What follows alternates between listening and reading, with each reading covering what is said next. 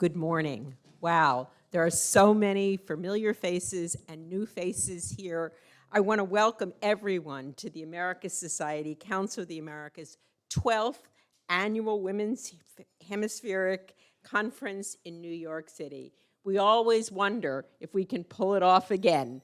And Randy and her team, Alexia, Guillermo, and the entire WHN team, and frankly, the entire team in New York always seem to pull it off. So let's give them a round of applause.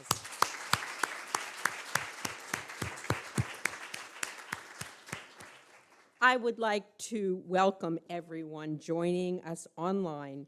We, as Guillermo said, are broadcasting today's program live on our website, LinkedIn, Twitter, and YouTube. And I encourage you to join the conversation by using our hashtag #WomenASCOA.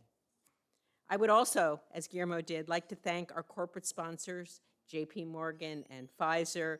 Your support makes this possible. Thank you so, so much. Since 2012, the Women's Hemispheric Network has created spaces like this to encourage and inspire young professional women to remain in the workforce, seek opportunities, and become leaders in their own space. We started this, as we all said, 12 years ago.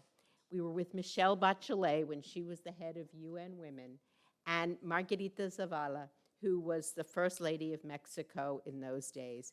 It was an extraordinary event, one which a few of you may remember, and it continues to be an extraordinary event.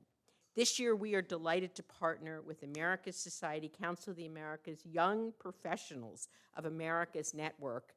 It is critical to engage younger generations in this important conversation, and YPA is just an unbelievable organization that the young people within this organization manage, organize, and get funded. And it's a real opportunity. So if you're not engaged, I would encourage you and have your young teams and your organizations to get involved with this organization. We are so pleased to have so many great business leaders with us today from different sectors, including energy, consulting, law firms, beauty, finance, banking, and pharmaceuticals, and probably more that I missed, so excuse me for that. Claudia Golden recently won the prize in economics for her groundbreaking work in economic history of women. She described the changing roles of women in the last 50 years among the grandest advances in society and the economy, and that is a quote. Some of her research shows that women have outpaced men in education, poured into the labor force, and found meaning in their work. This is good news, but there are still gaps we need to close in pay, in workforce participation, and in the share of women that actually make it to the top and become CEOs. Golden noted that as women enter their late 30s and early 40s, their participation in the workforce decreases. This happens because employers tend to reward long hours and inflexible schedules, which puts many women at a disadvantage as they tend to have leading roles also at home and young children during those periods of their lives, something that I experienced firsthand. She suggests that if women had more control over when and where they work, the situation would improve in the U.S.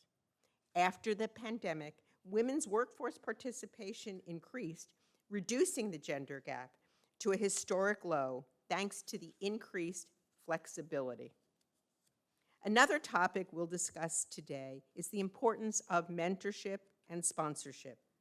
They have been recognized as effective ways to leverage organizational community to cultivate employees' potential. Employees with either a mentor or a sponsor are more than twice as likely as those without to strongly agree that their organization provides a clear plan for their career development. As we discuss these and other issues today, I want to remind you that this is a historic moment for the region, as Mexico will have its first woman president next year. Very exciting, and I think the other thing's very exciting is that there is equal participation in the public sector in Mexico in terms of men and women.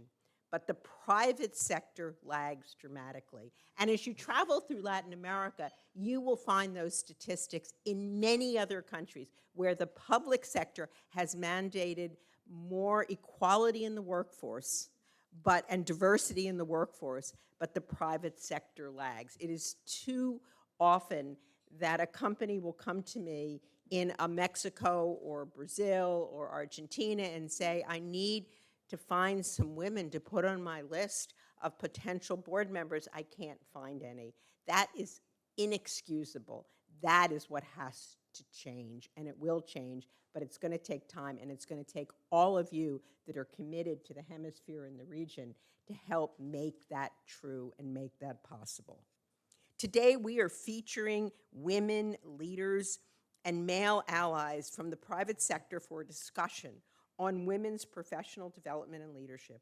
We are tackling important questions related to work-life balance, the importance of flexibility, the critical role of mentorship and sponsorship for career development, and much more. So we are going to start with a friend of mine, a board member of ours, Soraya Sáenz de Santamaría from Cuatrecasas. She is an expert in national security and sociopolitics, and currently advises companies on the new Spanish regime for foreign investment in strategic sectors. Soraya's impressive career includes her role as Vice President of Spain and Minister of the Presidency between 2011 and 2018, member of the Spanish Parliament and spokeswoman for the Spanish People's Party. She has clearly broken through many, many glass ceilings and is a leader and, frankly, someone that we should all look to as someone that is really way out there, ahead of, in some ways, her time, but she has created a very incredible space, and she leads, I would say, women in Spain. And globally. We are so excited to hear from you today, Soraya. Thank you so much for coming to New York to be with us today. Let's give Soraya a very, very warm welcome.